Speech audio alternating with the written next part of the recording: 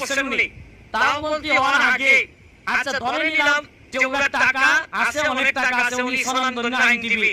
এখন কালো টাকার যদি সাজা করেন, তার পক্ষে কিন্তু উনার মন্ত্রণালয়ে যত মানুষ দুর্নীতিবাজ আছে, যারা কালো টাকার মালিক, তাদেরকে তো নৈতিকভাবে উনি কোনো কথাই বলতে পারবেন না, কারণ উনি নিজেই তো কালো টাকার মালিক ছিলেন, যেটা উনি সাজা করছে এই রিপোর্ট অনুযায়ী এখানে স্পষ্ট আছে।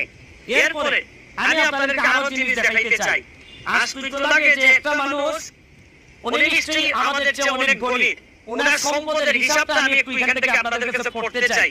যে ওনার হচ্ছে গিয়ে রাজুকের 854 নম্বর দাগে হচ্ছে গিয়ে 10 তলা একটা বাড়ি আছে ওনার, যেটার নির্মাণ ব্যয় হয়েছে 15 কোটি টাকা। তোপখানা রোডে ওনার হচ্ছে গিয়ে 2টি অফিস স্পেস, তারপর হচ্ছে গিয়ে জমি হচ্ছে গিয়ে 19% জমির মালিক, তারপর রাজধানীতে 4 শতাংশ জমিতে একটি বহুতল পাকা বাড়ি, যার মূল্য কয়েক কোটি